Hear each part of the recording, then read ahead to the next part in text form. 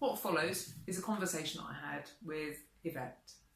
Yvette is one of the 4 standout interns that I've had over the past 20 odd years of running Jed Phoenix of London. I've had quite a few interns, but there have been 4 in particular that have stood out.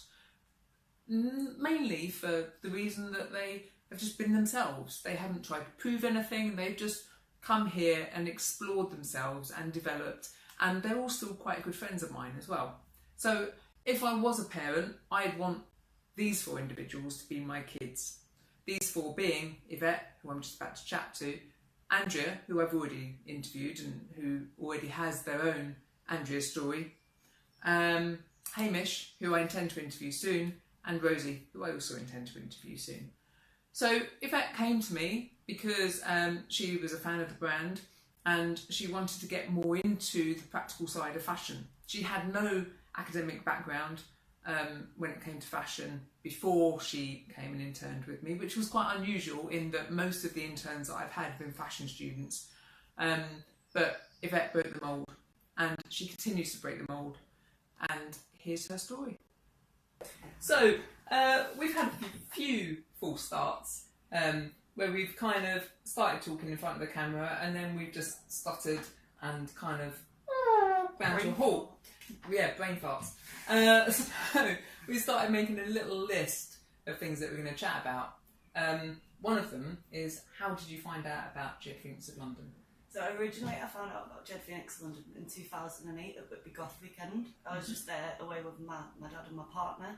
We just stumbled across your clothes in the market and was just like, oh my god, these clothes speak to me. These are like, this is like what one day we will get married in. This is one day we will be able to afford this stuff when we're not on the dole or students. Like, yeah, we just tried it on. The fit was perfect, the style was perfect, and the fact that you did menswear was a major thing for us, and that it was bondage but smart, and it just fit into a lot of elements, that it wasn't trying to be anything, and it was just, it wasn't trying to be like anyone else. It had its own style and it was just well made, long wearing, and you yourself, when we spoke to you, just a lovely person on the stall you could have a chat with. Yeah, pop-up shops are a great kind of shop window for things, and one of the reasons why we've kind of had a few false starts chatting about this is because I'm quite future focused when it comes to the brand and constantly want to evolve it and push it forwards,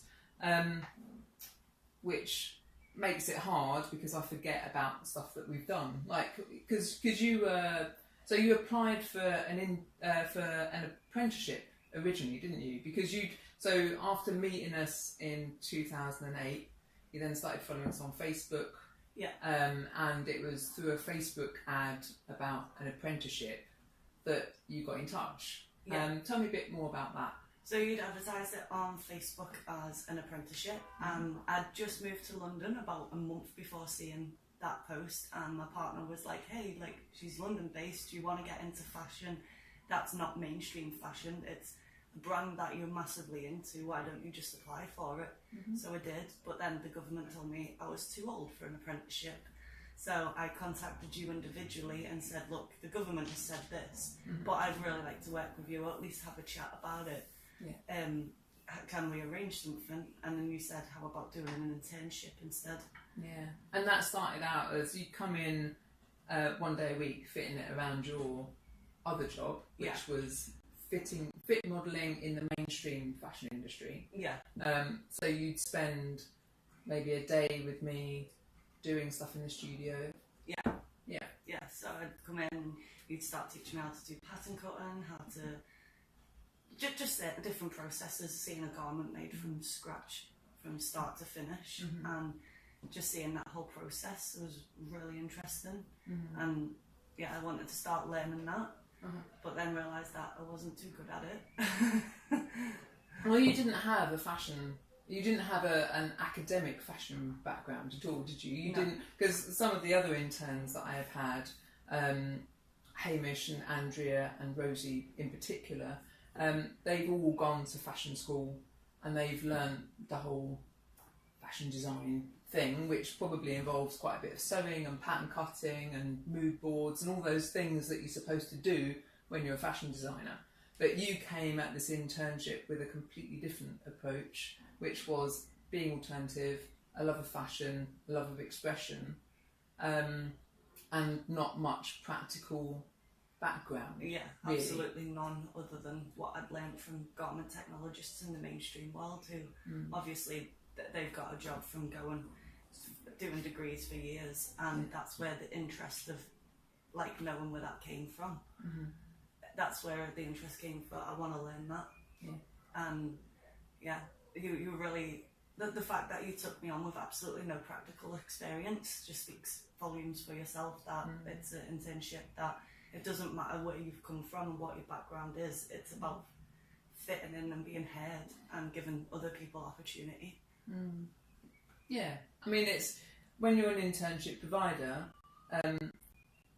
and an internship provider who works in quite a specialist field, because it is quite specialist, you know, because we trade at fetish events and goth events and alternative events. There are some people that are put off by that. And so when someone says, I want to give up a little bit of my time in order to learn stuff, I'm just like, yeah, bring it on. Because, you know, it is a niche market, and if I can help develop someone's skills and they can figure out where they want to be as part of that team, then it's just a bonus for me. It brings in new energy, gives me an extra pair of hands, and if it can teach someone whether they want, I mean, it could have been that you did a year's worth of internship with me and then suddenly thought, actually, I really want to study this at a further level. So, you know, it might have been a springboard for you to go to fashion college. As it was, you spent about a year in the studio, and we both kind of figured out that wasn't your forte. So you came and helped with pop-up shops. Yeah. And because of your makeup background, you came and helped at a photo shoot. And, I mean, talk about that experience. You know, you kind of invested all this time in the studio, but then how did you find shifting out of the studio and into other areas of the business? That, to me, that was what made me go, hang on a minute, this is what I want to be doing. This is where I fit into your company and your brand better, and I can push your company better, and I can push myself and build self-confidence that way. That for a while where I thought pattern cutting, this isn't working for me, it was knocking my confidence a bit, and I was a bit like, you know, I'm doing all this and I don't know why, I don't know what the agenda is. But as soon as we went to, I think BBB, Birmingham Bazaar was the very first pop-up shop I did with you, and I remember it was a very early morning and I got to wear one of your kimonos and I was doing my makeup in the car, singing along in the way, and it was like, even just the journey there, I was like, today's a good day, this is going to be a good day. And working on the sales side of it, working in a fetish environment, and like people for the people, basically, speaking face to face with people who would genuinely like me, that's when I was like, this is what's for me. This is where I want to do another year internship, but more on the retail side with you and the personable side rather than the practical clothes making side. Because you kind of, the springboard went from being in the studio to being part of the sales team, and then you got your dream job basically after that, didn't you? How did the internship help you kind of be that springboard to your perfect job? A lot of it is the time that you yourself invested in me by having patience with me, which helped me build self-confidence, by giving me that freedom and that leeway to still just keep doing different things within the business and seeing every different aspect of how a business is run. It helped me decide whether I wanted to be self-employed or company employed. It helped me decide it helped me realise and remember that makeup is my genuine passion, and that's where I got, like, because fashion and makeup do go hand in hand together, and that's where I got lost in the clothes side of things. And then when we did the photo shoots together and I did makeup on set, that's what really triggered as well, that made me say, makeup is my passion more than clothing is, and I want to be part of the photo shoots and part of this personal experience, and that's where it taught me, it helped me find my way, basically, and the fact that you had the patience and gave me that experience, and that talking to people and the interacting with people on a sales way really made me realise that that's something I like to do as well. I like to be around people. Yeah, because in the studio there is pretty much you and me and maybe Elaine. Yeah. And you know, you were great in the studio. I absolutely loved having you in the studio because I've had a variety of interns, all different personality traits. Some of them quite extrovert, some quite introvert, and you just brought a ray of sunshine to the studio. And there were times I was just thinking, oh man, she's gonna be really extrovert and I'm feeling really introvert today. But we kind of bounce off each other quite well, and we're still talking now. So a year in the studio must have, you know, formed a good foundation of a friendship, which I think it has done. And seeing you grow and flourish and getting that dream job in makeup retail has just been like just awesome. Thank you. Yeah. And that's why you're a good punk mother to have, because you pushed me in that direction without pushing me with actual words. Yeah. You weren't just like, oh, you should be in makeup retail, bye.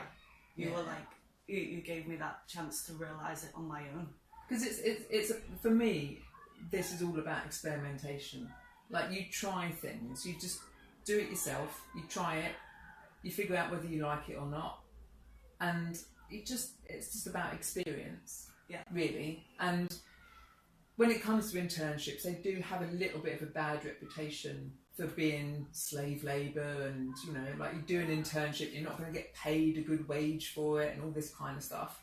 But from an internship provider's point of view, allowing someone to have the freedom to explore what they want to do. You know, I had that with Velda when I was in my 20s, and you know, I think it's invaluable, really. Internships do get that bad reputation. So if someone said to you, I'm thinking about doing an internship either with Jed Phoenix of London or another company, what would you say to them? Would you recommend an internship with a big company, with a small company? What's your kind of take on the reputation of internships and who you choose to do those internships with? I think I would recommend an internship with yourself, for definite. In terms of a mainstream internship, I can't really comment on that because I haven't done it. So I can't say from first-hand experience, oh, that's the way to go. But I do know from interns I did see when I was working in mainstream that they were very unhappy, and that was a little bit off-putting when you did say, oh, it's an internship. But I just looked at it as, I'm still going to earn my money, it's 1 day a week, and we worked it around each other. The fact that everything was quite free-flowing and organic, that it gave us the opportunity to explore that. I think it's definitely worth doing. If you've got the time and you want to learn something, do it, because you don't know. You don't know until you do it. Yeah. That's just life. If you want to try something, try it. Thanks for watching this video. Please give it a thumbs up and hit the subscribe button. You can also go to patreon.com/Jed Phoenix and hit the become a patron button. That means that you'll get to see exclusive behind the scenes vlogs that are just for patrons only. Thanks for supporting us.